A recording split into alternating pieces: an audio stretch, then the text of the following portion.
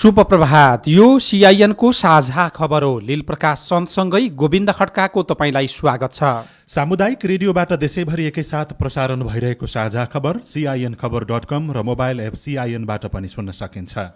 आज 2077 साल असोज 20 गते मंगलबार अक्टोबर 6 तारिक सन् 2020 नेपाल सम्वत 1140 आश्विन कृष्ण पक्षको चतुर्थी तिथि।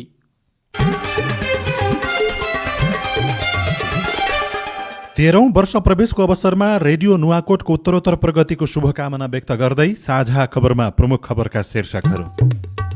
प्रदेश 5 को राजधानी प्रस्तावमा विवाद, प्रदेश सभामै विपक्षी दल कांग्रेसको तोडफोड, विरोधका बीच प्रस्ताव आजै पारित गर्ने तयारी। कोरोना परीक्षण दर सुस्त, संक्रमण दर बढ्दै 12 लाख नेपाली कोरोनाका कारण चरम गरिबीमा धकिलिँदै डाक्टर केसीसँग वार्ताका लागि चिकित्सक सङ्घको अल्टिमेटम। मन्त्री परिषदको पद्धतिमा स्थानीय सरकार चल्न सकेनन्, म्याद नागेका उपभोग्य वस्तु बेच्न गिरोह नै सक्रिय, लिम्पियाधुराको सीमा विवादबारे भारतसँग वार्ता गर्ने सरकारको तयारी। हेपाटाइटिस सी भाइरस पत्ता लगाउने 3 वैज्ञानिकलाई नोबेल पुरस्कार, कोरोना संक्रमित अमेरिकी राष्ट्रपति ट्रम्प घुमघाममा, कोरोना संक्रमण बढेपछि युरोपमा फेरि प्रतिबन्धको घोषणा गरिँदै। र नेपालका 3 प्रशिक्षकलाई अन्तर्राष्ट्रिय प्रशिक्षकको अनुमति लाइसेन्स। नेपाल अनलाइन अन्तर्राष्ट्रिय तेक्वान्दोमा आयसा र पार्वतीलाई स्वर्ण।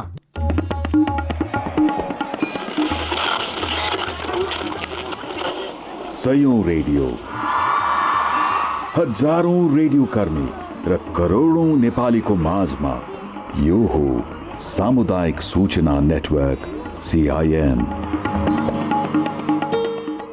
साझा खबरमा सबभन्दा पहिले प्रदेश 5 को राजधानी र नामाकरणका विषयमा भएको विवादको प्रसङ्ग। तोडफोड र भाँडभैलोका बीच प्रदेश नम्बर 5 को स्थायी राजधानी र नामाकरण प्रस्तावमाथिको छलफल हिजो सकिएको छ। प्रदेश 5 सरकारले शुक्रबार प्रदेशको नाम लुम्बिनी र स्थायी राजधानी दाङको देउखुरी क्षेत्रमा राख्ने प्रस्ताव पेश गरेको थियो। कोरोना महामारी र चाडपर्वको समयमा मन्त्री, पार्टी, विपक्षी दल र सत्तापक्षकै सांसदसँग समेत छलफल नगरी मन्त्री परिषदबाट पारित गराएर हतार हतार प्रस्ताव प्रदेश सभामा दर्ता गरिएको थियो। प्रस्तावमाथिको छलफलमा सत्तापक्ष र विपक्षी दुवै दलका प्रदेश सभा सदस्यले प्रक्रिया र स्थान दुवैको विरोध गरेका छन्। मुख्यमन्त्री शङ्कर पोखरेलले प्रदेशमा छलफल नगरी पार्टीको केन्द्रीय नेतृत्वसँग समझदारी जुटाएर प्रस्ताव पेश गरेपछि प्रदेश सभामा प्रमुख प्रतिपक्षी कांग्रेस, जनता समाजवादी पार्टी र राष्ट्रिय जनमोर्चाले पनि सक्रिय र प्रक्रिया र स्थान दुवैको विरोध गर्दै आएका हुन्। अहिलेसम्म नाममा ठूलो विवाद छैन। प्रदेश सरकारले शुक्रबार पेश गरेको प्रस्तावमा सर्वदलीय सहमति जुटाउन शनिबारबाटै प्रयास गरेको भए पनि सम्भव देखिएको छैन। नामाकरण र स्थायी राजधानीको प्रस्ताव सम्बन्धी छलफल गरिस् भन्ने प्रस्ताव पेश गर्न मान्य आन्तरिक मामिला तथा कानुन मन्त्री श्री कुलप्रसाद केसीलाई अनुमति दिन्छु। आन्तरिक मामिला तथा कानुन मन्त्री कुलप्रसाद केसीले प्रस्ताव पेश गर्न रोस्टममा जानुअघि कांग्रेस सांसदहरूले उठेर विरोध मात्रै गरेका थिए। जब मन्त्री केसीले प्रस्ताव पेश गर्नुभयो अनि कांग्रेस सांसदहरूले कुर्ची फालाफाल गर्न थाले।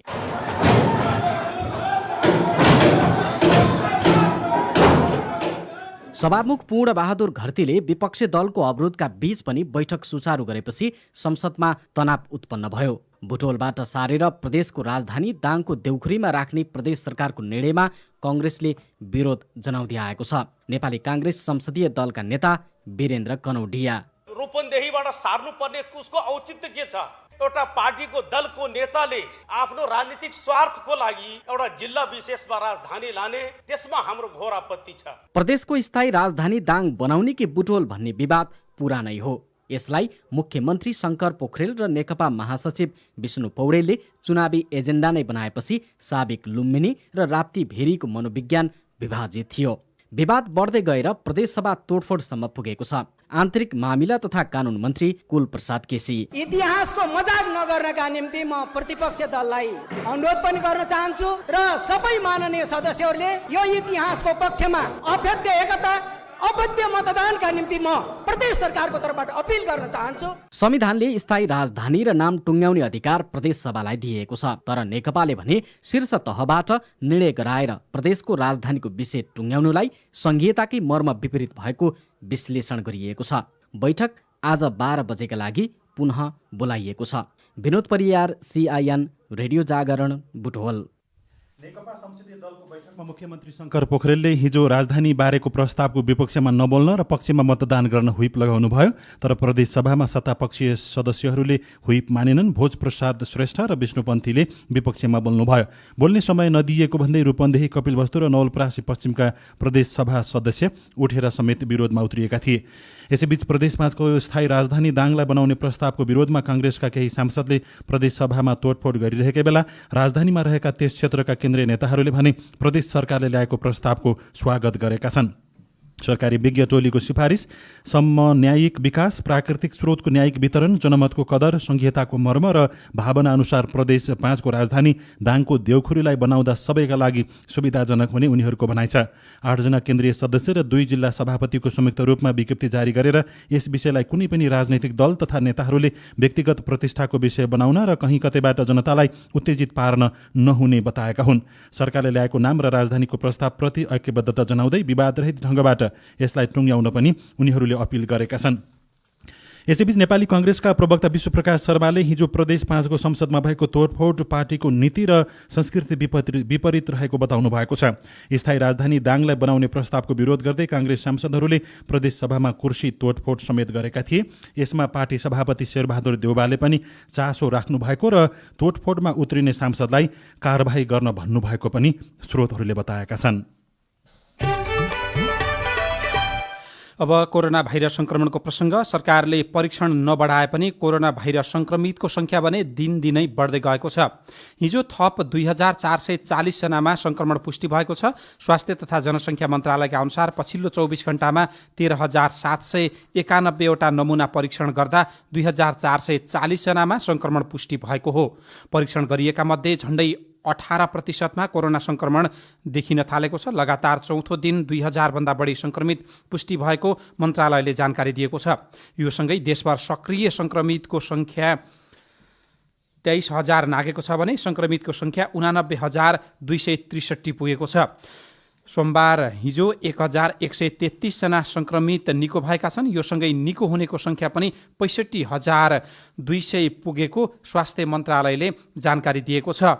संक्रमण मुख्य कारण 3 कारणले फैलिएको स्वास्थ्य मन्त्रालयले जनाएको छ। धेरै भिड बढ्नु, सीमा नाकामा नियन्त्रण हुन नसक्नु र नागरिकले स्वास्थ्य मापदण्ड पालना नगर्नुका कारण संक्रमण थप फैलिँदै गएको स्वास्थ्य मन्त्रालयका प्रवक्ता जागेश्वर गौतमले बताउनुभयो। हामीले कन्ट्याक्ट ट्रेसिङ गरिरहेका छौँ, हामीले टेस्ट गरिरहेका छौँ। पोजिटिभलाई हामीले मिलेसम्म घरमा आइसोलेसनमा बस्ने सल्लाह दिएका छौँ र जसलाई मिल्दैन उहाँहरूलाई हामी आइसोलेसन सेन्टरमा राखेका छौँ र जसलाई अस्पतालको जरुरी पर्छ हामीले अस्पताल भर्ना गरेका छौँ र अस्पतालमा पनि हामीले सरकारी अस्पताल र हामीले चाहिँ तोकेका अन्य अस्पतालमा हामीले उपचार निशुल्क गराइरहेका छौँ। हाम्रो जस्तो साधन स्रोत कम भएको देशमा सरकारले यथेष्ट प्रयास गरेको छ र हुनसक्छ यो तपाईँ हामीले सोचे जस्तो एचिभमेन्ट रिजल्ट नआएको हुन सक्छ, तर हामीले गर्ने प्रयास चाहिँ पूरापूरी गरेका छौँ। कोरोना भाइरस संक्रमणका कारण काठमाडौँ उपत्यका सहित देशभर हिजो 24 घण्टामा 21 जनाको मृत्यु भएको छ। उपत्यकामा मात्रै 12 जनाको मृत्यु भएको छ। काठमाडौँ उपत्यका सबैभन्दा बढी जोखिममा देखिएको छ र जोखिम झन बढाएको विज्ञहरूले बताएका छन्। दशैंमा मान्छेहरू घर जान थालेका कारण काठमाडौँको संक्रमण गाउँसम्म फैलिन सक्ने चिन्ता पनि विज्ञहरूले गरेका छन्। कतिपय स्थानीय तहले दशैंमा घर जानेहरूलाई क्वारेन्टाइनमा बस्नुपर्ने नियम समेत सार्वजनिक गर्न थालेका छन्। प्रमुख प्रतिपक्षी दल नेपाली काङ्ग्रेसले भने कोरोना संक्रमण रोकथाम र नियन्त्रणमा सरकारी उदासीनताको सीमा नागेको टिप्पणी गरेको छ। कर्मचारीमा संक्रमण फैलिन थालेपछि धमाधम सरकारी सेवाहरू पनि बन्द हुन थालेका छन्। यसैबीच भक्तपुरको मध्यपुर नगरपालिका थिमिकी 101 वर्षीय गणेशमाया प्रजापति कोरोना संक्रमणबाट मुक्त भएसँगै नगरमा खुसियाली छाएको छ। बाल्यकालमा विफरसँग लडेकी गणेशमायालाई 101 वर्षको उमेरमा कोरोनासँग पनि जुझ्नु पर्यो, तर उहाँ संक्रमण मुक्त हुनुभएको छ। नातिमा संक्रमण देखा परेपछि परिवारका सबैले असोज 2 गते परीक्षण गराउँदा गणेशमाया सहित उहाँका छोरा इन्द्रबहादुर र छोरी पूर्णमायामा संक्रमण भेटिएको थियो। 101 वर्षीय हजुरआमाले पनि कोरोना जित्नु भएको छ। यसैबीच कोरोनाले गरिबी बढाउने आकलन गरिएको छ। कोरोना भाइरस पत्ता लागेको 9 महिनामा नेपालको जनसङ्ख्याभन्दा ज्यादा अर्थात् 3.5 करोडभन्दा बढी व्यक्ति संसारभर संक्रमित भएका छन्। यसकै संक्रमणका कारण झण्डै 10.5 लाख व्यक्तिले ज्यान गुमाउनु परेको छ। त्यसबाहेक यस महामारीले विश्वमा करोडौं व्यक्तिलाई गरिबीको रेखामुनि धकेल्दैछ। नेपालमा पनि निम्न मध्यम वर्गमा उकासिएका लाखौं नागरिकलाई पुनः निरपेक्ष गरिबीकै दलदलमा फसाउने देखिएको छ। बीबीसीले 3 साता अघि कोरोना प्रभावित 27 मुलुकमा गरेको एउटा सर्वेक्षणले गरिब राष्ट्रका नागरिकको आम्दानी 69% घटेको देखाएको छ। धनी देशका नागरिकले भने 45% मात्रै आम्दानी गुमाउनु परेको अध्ययनको निष्कर्ष छ। विश्वमा हरेक 10 मध्ये 6 जना आर्थिक समस्याबाट प्रताडित रहेको प्रतिवेदनमा उल्लेख गरिएको छ।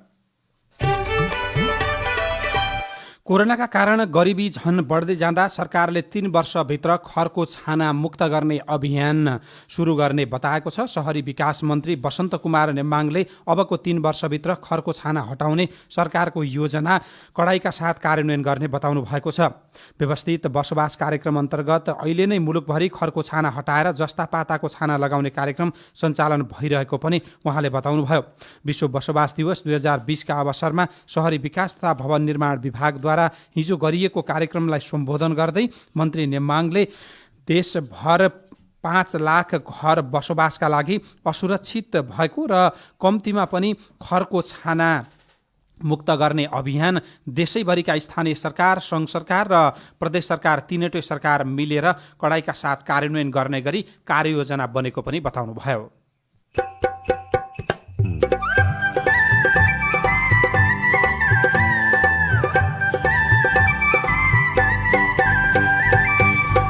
सामुदायिक सूचना नेटवर्क CIN मार्फत देशभरि प्रसारण भइरहेको साझा खबरमा आर्थिक पारदर्शीको अभ्यास र चुनौती, अब अहिले धेरै जसो स्थानीय तहहरूले गरेका छन्, तर अब लगायतका विभिन्न अरू खबर र कार्टुन पनि बाँकी नै छन्। CIN को साझा खबर सुन्दै गर्नुहोला। अहिले कोभिड-19 र लकडाउनसँगै विद्यालयहरू बन्द भई बालबालिकाहरू घरभित्रै बस्न बाध्य छन्। प्राकृतिक र मानव सिर्जित विपदको समयमा अन्य सामान्य अवस्थाको तुलनामा यो बेला विभिन्न किसिमको हिंसा, दुर्व्यवहार र शोषणको उच्च जोखिम भएकाले बालबालिकाको विशेष संरक्षणको आवश्यकता पर्दछ। यो बेला बालबालिकामाथि हिंसा, दुर्व्यवहार र शोषणका साथै बालविवाह र बेचबिखनको सम्भावना पनि बढी हुन्छ। परिवारको गर्जो टार्न र विद्यालय बन्द भएकाले बालश्रम अथवा जबरजस्ती काममा लगाउने र विद्युतीय दुर्व्यवहारको सम्भावना पनि बढेको छ। यो अवस्थामा बालबालिकाहरूलाई चिने जानेका व्यक्तिहरू समेतबाट यौनजन्य हिंसा गर्ने, मानसिक रूपमा यातना दिने जस्ता क्रियाकलापहरू हुन सक्छन्। बालबालिकामाथि कुनै पनि हिंसा वा दुर्व्यवहार भएको पाइएमा, हराएमा वा फेला परेमा प्रहरीलाई 100, खोज तलास केन्द्रको निशुल्क हटलाइन नम्बर 104 वा बाल हेल्पलाइन नम्बर 1098 र बेचबिखन सम्बन्धी प्रहरीको हटलाइन नम्बर 1177 मा खबर गरौँ। प्लान इन्टरनेसनल नेपाल र CIN। अब के गर्ने होला? कम्पनी बन्द भयो, तलब पनि पाएको छैन, काम पनि छैन, साथमा सुखको पैसा पनि छैन, पेट पनि भोको छ। यो कोरोनाले गर्दा सपनाहरू सबै टुटे। अब जन्मभूमि नपुगी यतै मरिने भयो।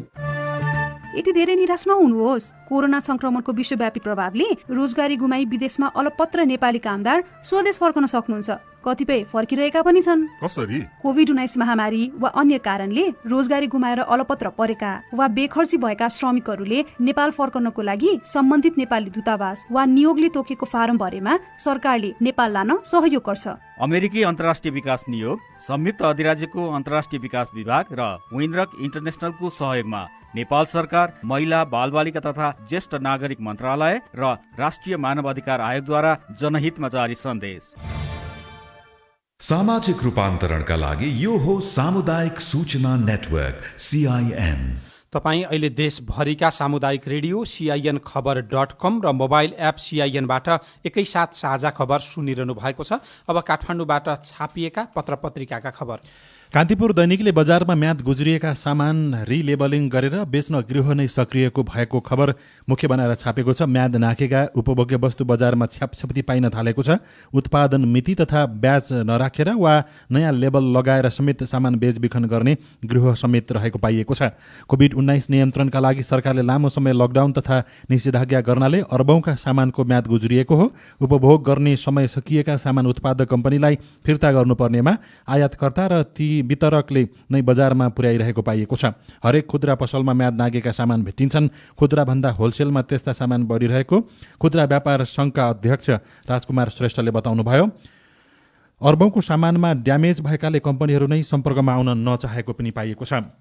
25 करोडको अखाद्य वस्तु बचाउन चलखेल भइरहेको भनेर राजधानी दैनिकले खबर छापेको छ। प्रहरीले राजधानीका विभिन्न स्थानबाट बरामद गरेका 25 करोड मूल्य बराबरका अखाद्य वस्तुलाई बचाउन उच्च घरानिया व्यापारीहरूले नै चलखेल गरेको पाइएको छ। ती व्यापारीले कानुनी शासनलाई नै चुनौती दिँदै अखाद्य वस्तुलाई खाद्य वस्तुको हैसियत प्रदान गराउने गरी चलखेल अघि बढाएको जिल्ला प्रशासन कार्यालय काठमाडौँ स्रोतले जानकारी दिएको छ।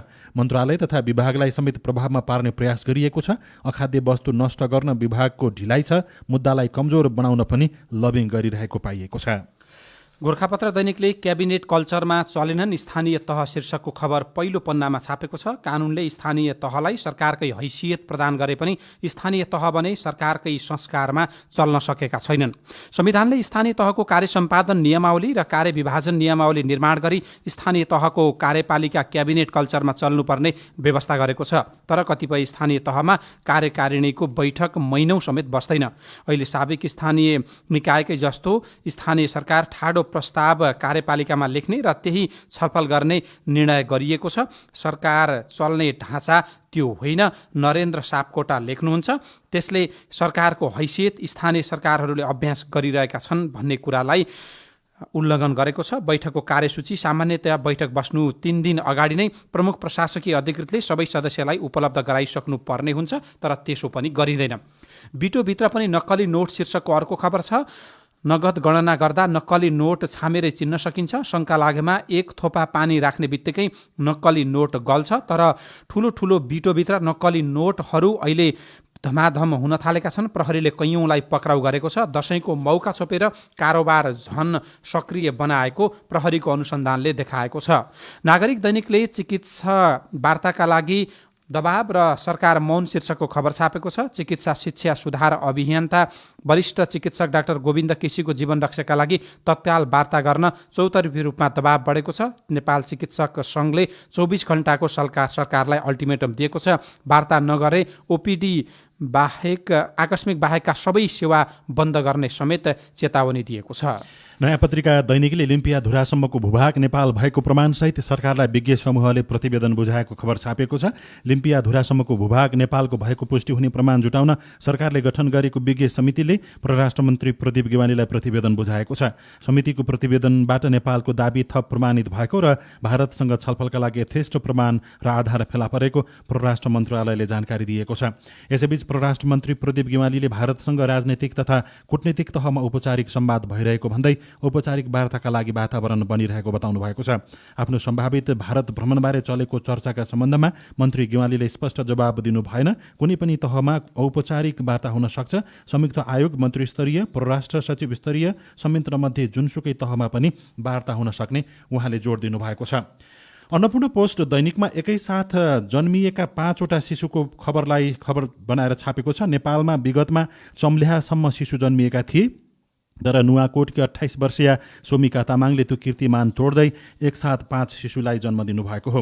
परोपकार प्रसूति तथा स्त्री रोग अस्पताल थापाथलीमा हिजो बिहान शल्यक्रिया मार्फत उहाँले प्रसूति गराइएको थियो। उहाँको जन्मिएका मध्ये 4 शिशु जीवित छन्। एउटा शिशु पेटमै मृत अवस्थामा थियो। बाँकी 4 शिशु र आमाको स्वास्थ्य अवस्था पनि सामान्य रहेको अस्पतालका प्रसूति तथा स्त्री रोग विशेषज्ञ डाक्टर कृतिपाल सुवेदीले जानकारी दिनुभयो। जन्मेका 4 शिशु छोरी छन्। 4 शिशुको तौल क्रमशः 1 केजी 900 ग्राम, 1 केजी 800 ग्राम र 1 केजी 600 ग्राम र 800 ग्राम छ। नुवाकोटको म्यागङ गाउँपालिका 6 मवलकी सोमी काकापति हरिकुमार तामाङ सोही ओडाको ओडा सदस्य समेत हुनुहुन्छ। साझा खबरमा अब प्रश्नोत्तर श्रृङ्खला प्रस्तुत गर्दै हुनुहुन्छ गीता चिमोरिया। आजको प्रश्नोत्तर श्रृङ्खलामा शिक्षा क्षेत्रसँग जोडिएका प्रश्न र त्यसको जवाफ लिएर आएका छौं। तपाईहरूको प्रश्नको जवाफ दिँदै हुनुहुन्छ शिक्षा मन्त्रालयका प्रवक्ता दीपक शर्मा। रञ्जित थापा मगर बोल्दैछु। यो कक्षा 11 को नयाँ पाठ्यक्रम लागू हुने विषय कहाँ पुग्यो, यसबारे केही जानकारी पाइन्थ्यो कि? सञ्जीवजी, कक्षा 11 को नयाँ पाठ्यक्रम लागू गर्ने भनेर निर्णय भइसकेको छ। पाठ्यक्रम विकास केन्द्रले सूचना जारी गरिसकेको छ। राष्ट्रिय परीक्षा बोर्डले त्यही अनुसारको परीक्षाहरू लिने कुराहरू चाहिँ गरिसकेको छ। त्यसैले तपाईँले नयाँ भर्ना भएदेखि पढ्न थालेदेखि नयाँ पाठ्यक्रममा पढाइ हुन्छ। विद्यालयहरूले पनि त्यही अनुसार गर्नुपर्छ। नुवाकोट दुप्तेश्वर गाउँपालिका राजमान तामाङ हो, म डिसिप्लिन हो। करिब 6 महिना बढी भइसक्यो। पढाइलाई निरन्तरता दिन सकेको छैन, होस्टेल जान पाएको छैन। अनलाइन मार्फत पढ्नको लागि पनि त्यति हामीले सक्दैन र हाम्रो गाउँमा इन्टरनेटको पहुँच पनि छैन। हामी स्कुल जाऊँ भने नि अहिले स्कुल खोलेको छैन र कोरोना भाइरसले भेट्छ भन्ने डर छ। हामी के गर्ने? डिसिप्लिनहरू यसै त पढाइमा ढिलो हुन्छ, झन् हामी ढिलो हुँदै गएको छौँ, झन् कमजोर हुँदै गएको छौँ। हाम्रो जवाब कसले दिन सक्नुहुन्छ? जवाब दिनु होला। हस्, धन्यवाद तामाङजी। तपाईँहरूको चाहिँ अब विशेष अवस्थाको कारणले तपाईँहरूलाई सिकाइमा निश्चित रूपमा कठिन छ। त्यस विषयमा सरकार संवेदनशील छ। अब हामीले अहिले रेडियोमा तपाईँहरूले सुन्न सक्नुहुन्छ, अब टेलिभिजन पनि सुन्न चाहिँ सक्नुहुन्छ होइन। तपाईँलाई ब्रेल लिपिका पाठ्य पुस्तकहरू कसरी पुर्याउन सकिन्छ भनेर हामीले चाहिँ नि कामहरू गरिरहेका छौँ। सम्भव भएसम्म तपाईँलाई सुरक्षित तवरले साथीको होस्टेलमा बसेर पढ्ने वातावरणको लागि चाहिँ हामीले विज्ञहरूसँग त्यो परामर्श गरिरहेका छौँ। सम्भवतः छिटै त्यो विषयमा हामीले चाहिँ एउटा निष्कर्षमा पुग्छौँ। भोजपुरबाट सोनिजा राई हो। मेरो जिज्ञासा चाहिँ के रहेको छ भने मैले अहिले कक्षा 12 को परीक्षा दिनुपर्ने, तर कोरोनाको कारणले गर्दा अहिलेसम्म दिन पाएको छैन। अब यो परीक्षा कहिले र कसरी हुन्छ? 40% अनलाइनद्वारा परीक्षा हुने भनेर राष्ट्रिय परीक्षा बोर्डले भनेको छ, तर फोनमा पनि कुरा गर्नको लागि नेटवर्क नआउने ठाउँमा अनलाइन परीक्षा हामीले कसरी दिन सक्छौँ होला? पूरा रूपमा जानकारी पाऊँ। धन्यवाद। कक्षा 12 को परीक्षा लामो समयदेखि रोकिएको छ। तपाईँले भने जस्तो अहिले सबै विद्यार्थीले अनलाइनबाट परीक्षा दिने चाहिँ व्यावहारिक रूपमा सम्भव छैन। त्यसो हुँदाखेरिमा हामीसँग 2-3टा विकल्पहरूमा छलफल भइरहेको छ। सम्भवतः कुनै न कुनै किसिमको परीक्षा चाहिँ दिनुपर्ने तपाईँले हुन्छ। त्यसैले त्यो 12 कक्षाको आफूले पढेको विषयहरूलाई तनाव नलिकन केही सामान्य रिभिजनहरू गरिराख्नु होला। जहाँ घरमा बसिराख्नु भएको छ अहिले त्यही बसेको ठाउँबाट नजिकको ठाउँमा हुनसक्छ, अब त्यो चाहिँ तपाईँले आफ्नै पढिरहेको विद्यालय हुनसक्छ त्यही विद्यालय बराबर नजिक रहेको अर्को ठाउँ हुनसक्छ। त्यसमा भौतिक दूरी कायम गरेर परीक्षा गर्न पर्ने हुन्छ। त्यसरी परीक्षा सञ्चालन गर्दाखेरिमा त्यसैले परीक्षा दिने मनस्थितिमा तपाईँ बस्नु होला। तर त्यो परीक्षा चाहिँ असहज नहुने किसिमले मैले अघि पनि भने भौतिक दूरी कायम गर्ने र तपाईँको आफू बसेको ठाउँबाट नजिक गर्ने परीक्षा दिने अवस्थामा 15 दिन अगाडि सूचना हुन्छ, सार्वजनिक सूचना हुन्छ, राष्ट्रिय परीक्षा बोर्डले सूचना गर्छ। म बाजुराबाट ईसीडीको म्याडम बोले आउँ। गीतहरूलाई त तपाईँहरूले 5000 जति दिनुभयो होइन, ठिकै छ, त्यो पनि धन्यवाद। तर ईसीडीको लागि त अहिले केही प्रोग्राम छैन कि त? हामी त भोलन्टरी सेवा जस्तै भयो त, हामीलाई के हो त सेवा सुविधा केही छैन। यो क्वेसनको उत्तर दिइदिनु होला भन्ने पूर्ण आशा गर्दै नमार्नु होला। धन्यवाद मिस। अब ईसीडीको सन्दर्भमा अहिले हाम्रो अनुमति प्राप्त ईसीडीको सहजकर्ता हुनुहुन्छ भने तपाईँलाई साबिकमा दिइरहेको जुन सहजकर्ता पारिश्रमिक भन्नुहोस् निर्वाह खर्च त्यो पैसा चाहिँ पठाइसकिएको छ, त्यो तपाईँले प्राप्त गर्न सक्नुहुन्छ। तत्काल चाहिँ पठन पाठनको अवस्थाहरू छैन, अनलाइनबाट पनि त्यो गर्न सकिँदैन। अरू विषयहरू तपाईँले भनेका कुराहरूमा हामी चाहिँ त्यो छलफल गर्दैछौँ। तपाईँ जुनसुकै बेला हाम्रो फोन नम्बर 015260 मा फोन गरेर आफ्ना प्रश्न रेकर्ड गर्न सक्नुहुनेछ। अब विदेशको खबर। कोरोना संक्रमित ट्रम्प गाडीमा घुमेपछि त्यस क्षेत्रमा कारभित्र सँगै रहेका सुरक्षामा तैनात कर्मचारीको स्वास्थ्यमाथि ट्रम्पले खेलवाड गरेको भन्दै आलोचना भएको छ। कोरोना भाइरस कोभिड-19 संक्रमित अमेरिकी राष्ट्रपति डोनाल्ड ट्रम्प आफ्नो उपचार भइरहेको अस्पताल बाहिर मोटरमा घुम्नु भएको छ। वाशिङटन स्थित Walter Reed military medical centre बाहिर उपस्थित समर्थकहरूलाई अचम्ममा पार्न घुम्न निस्केका ट्रम्पको कदम गैर जिम्मेवार रहेको भन्दै आलोचना पनि भएको छ। हेपाटाइटिस सी भाइरस पत्ता लगाउने 3 जना वैज्ञानिकलाई यस वर्षको चिकित्सा शास्त्रतर्फको नोबेल पुरस्कार दिने भएको छ। अमेरिकी वैज्ञानिक द्वय हार्वे जे अल्टर र चार्ल्स एम राइस तथा बेलायती वैज्ञानिक माइकल हाउटनलाई उक्त पुरस्कार दिने निर्णय भएको नोबेल पुरस्कार समितिले जानकारी दिएको छ। समितिका अनुसार उनीहरूको खोजका कारण लाखौं मानिसको ज्यान जोगिएको छ। त्यसै गरी युरोपमा फेरि प्रतिबन्धको घोषणा गरिँदै गरेको प्रसङ्ग पनि छ। विश्वभर महामारीका रूपमा फैलिएको कोभिड-19 को संक्रमणबाट मृत्यु हुनेको संख्या सोमबारसम्ममा 10,41,893 पुगेको छ। जोन्स हपकिन्स विश्वविद्यालयका अनुसार कोभिड-19बाट संक्रमित हुनेको संख्या विश्वभर 3,54,00,000 छ। 6,000 भन्दा बढी पुगेको छ। कुल संक्रमित मध्ये 2,66,31,000 भन्दा बढी निको भएका छन् भने करिब 77,33,000 मानिस सक्रिय संक्रमित देखिएका छन् र युरोपमा फेरि प्रतिबन्धको घोषणा गर्ने तयारी गरिएको छ। अब खेल खबर। नेपाली लेग स्पिनर सन्दीप लामिछाने आबद्ध Delhi capitals Indian premier league IPL क्रिकेटको शीर्ष स्थानमा उक्लिएको छ। दुबईमा गैराती रोयल च्यालेन्जर्स बेङ्गलोरलाई 59 रनले पराजित गर्दै दिल्ली शीर्ष स्थानमा उक्लिएको हो। दुबई इन्टरनेसनल क्रिकेट स्टेडियममा दिल्लीले दिएको 117 रनको लक्ष्य पछ्याएको बेङ्गलोरले 20 ओभरमा 9 विकेट गुमाएर 137 रन बनाउन सकेको थियो।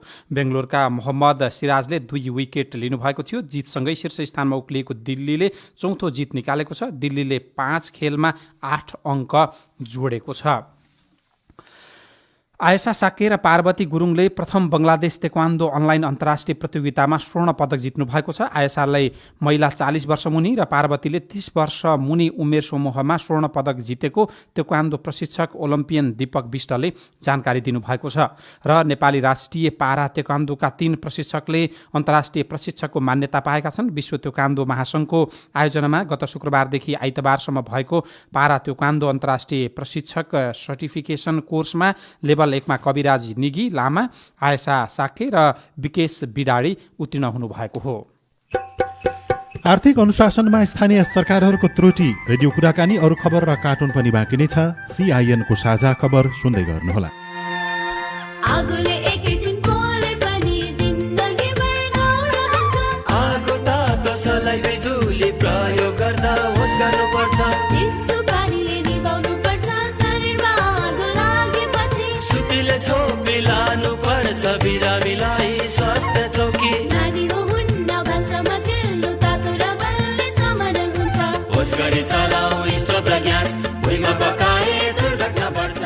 अग्निजन्य दुर्घटना भएमा 01 55 55 689 मा सम्पर्क गर्नुहोस्। BBS नेपाल ललितपुर। संसद र सांसदका कुरा नागरिकसम्म, नागरिकका कुरा संसदसम्म। 58 दफामा कहीँ पनि देखिँदैन यो चाहिँ। आजको छलफलबाट धेरै कुराहरू, केही अपुग्ताहरू रहेछन् भन्ने कुरा फिलिङ भएको छ। जुन एकदमै जनतासँग सम्बन्धित छ ती विधेयकहरूलाई चाहिँ के छ भने जनतामा लैजान सकिएको भएदेखि नागरिकसँग हाम्रो संवाद चाहिँ विधेयकको बारेमा बढ्थ्यो भन्ने मलाई लाग्छ। संसद र सांसदको संवादको थलो कार्यक्रम हेलो सांसद। हरेक शुक्रबार बिहान 6:30 बजेदेखि 7 बजेसम्म CIN मार्फत देशभरिका सामुदायिक रेडियोबाट एकैसाथ कार्यक्रम हेलो सांसद। सामाजिक रूपान्तरणका लागि यो हो सामुदायिक सूचना नेटवर्क CIN। साझा खबरमा अब आर्थिक पारदर्शिताको प्रसङ्ग। आर्थिक कार्यप्रणाली र प्रशासनिक काम कारबाहीमा एकरूपता ल्याउन तथा पारदर्शी लेखा राख्ने उद्देश्यले सरकारले सूत्र सफ्टवेयर कार्यान्वयनमा ल्याएको छ। यो सफ्टवेयर कार्यान्वयनमा आएपछिको अहिलेसम्मको प्रगति र चुनौतीका बारेमा साथी केशव भुलले महालेखा नियन्त्रणको कार्यालयका प्रवक्ता ज्ञानेन्द्र पौडेलसँग कुराकानी गर्नुभएको छ। अब अहिले धेरै जसो स्थानीय तहहरूले गरेका छन्, तर अब अझै पुरैले नगरेको भन्ने कुरा देखिएर सबैलाई चाहिँ अनिवार्य रूपमा प्रयोग गर्ने भन्ने चाहिँ लाइनमा हामीले एउटा ताकेता पनि गरेका छौँ, गर्दैछन्। अब अझै यसलाई बढाउनु पर्ने अवस्था छ। 74-75 देखि नै हो होइन, 74-75, 75-76, 76-77मा चाहिँ पूर्ण रूपमा लागू गर्ने भन्ने हो होइन। अब अहिले झन्डै 550 को राउन्डमा चाहिँ काम गरिसकेका छन् होइन। 203 जति चाहिँ बाँकी छ कम्प्लिट युज नगर्नेहरू होइन, उहाँहरूलाई चाहिँ अलिकति युज गराउँ भनेर लागिरहेको हो। उनीहरूलाई पनि यसमा आबद्ध हुनका लागि कतिको ताकेता गर्नु भएको छ यहाँहरूले? होइन, हामीले ताकेता गर्ने भन्दा पनि उहाँहरूले आफै अब यो वैद्य चाहिँ सफ्टवेयर हो होइन। अब यसले चाहिँ अलिकति सुविधा पनि चाहिँ खोज्छ, जस्तो इन्टरनेट हुनु पर्यो, पावर ब्याकअप हुनु पर्यो होइन। त्यो चाहिँ सबै सिस्टम राखेपछि चाहिँ अनि वर्क बेसमै चल्ने हो र सबै चाहिँ अब त्यो अनुसारको मेन पावर पनि चाहिँ व्यवस्था गरिदिनु पर्यो। यस पालिकाहरूले राम्रै युज गर्न थाल्नु भएको छ र त्यसको नतिजा पनि राम्रै देखिएको छ। खास गरी अब यो सूत्र प्रणाली के हो भन्ने पनि धेरैलाई जानकारी नभएको स्थिति छ। खास यो चाहिँ के हो सूत्र प्रणाली? सूत्र प्रणाली भनेको हाम्रो अब यो स्थानीय तहहरूले आफ्नो आम्दानी खर्चको सबै विवरणहरू चाहिँ अब यो कम्प्युटर प्रणालीमा चाहिँ आबद्ध गरेर सञ्चालन गर्ने प्रणाली हो।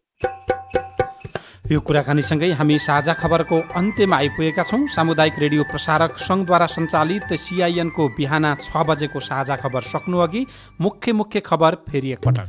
प्रदेश 5 को राजधानी प्रस्तावमा विवाद, प्रदेश सभामै विपक्षी दल कांग्रेसको तोडफोड, विरोधका बीच प्रस्ताव आजै पारित गर्ने तयारी। कोरोना परीक्षणको दर उस्तै तर संक्रमण दर भने बढ्दै, 12 लाख नेपाली कोरोनाका कारण चरम गरिबीमा धकिलिँदै, डाक्टर केसीसँग वार्ताका लागि चिकित्सक सङ्घको अल्टिमेटम। मन्त्री परिषदको पद्धतिमा स्थानीय सरकार चल्न सकेनन्, म्याद नाघेका उपभोग्य वस्तु बेच्न गृह नै सक्रिय, लिम्पिया धुराको सीमा विवादबारे भारतसँग वार्ताको तयारी। हेपाटाइटिस C भाइरस पत्ता लगाउने 3 वैज्ञानिकलाई नोबेल पुरस्कार। कोरोना संक्रमित अमेरिकी राष्ट्रपति ट्रम्प घुमघाममा, कोरोना संक्रमण बढेपछि युरोपमा फेरि प्रतिबन्धको घोषणा गरिँदै। र नेपालका 3 प्रशिक्षकलाई अन्तर्राष्ट्रिय प्रशिक्षकको अनुमति। साझा खबरको अन्त्यमा पालो आएको छ कार्टुनको। नयाँ पत्रिका दैनिकमा रवि मिश्रले बनाएको कर्नर किक शीर्षकको कार्टुन लिएका छौँ। यो कार्टुनमा विपक्षी सांसदले प्रदेश सभामा गरेको तोडफोड र काङ्ग्रेसको प्रतिक्रियासँग जोडेर व्यङ्ग्य गर्न खोजिएको छ। यहाँ काङ्ग्रेसका सभापति शेरबहादुर देउवा जस्तै देखिने व्यक्तिले तोडफोडको विषयमा प्रतिक्रिया दिइरहनु भएको छ। तोडफोड गर्नु हुँदैन थियो भनेर काङ्ग्रेसले भनिरहेको छ र आलोचना भएको छ। त्यसै प्रसङ्गमा यो कार्टुन बनाइएको छ। पत्रकारले प्रश्न सोधेका छन्, देउवाले जवाब दिनुभएको छ। यस्तो लेखेको छ, ए बाबा, सत्ता पक्षले नै सिन्को नभाँच्दा हुने, हामीले चाहिँ प्रदेश सभामा कुर्सी नै भाँच्दा नि किन अबगाल। हवस् त, प्राविधिक साथी सुभाष पन्तलाई धन्यवाद। अहिलेलाई गोविन्द खड्का र लील प्रकाश चन्द बिदा भयौँ। तपाईँको आजको दिन शुभ होस्। नमस्कार। यसपछि देशभरिका सामुदायिक रेडियोबाट कार्यक्रम सामुदायिक मेलमिलाप प्रसारण हुनेछ। सुन्ने कोसिस गर्नुहोला।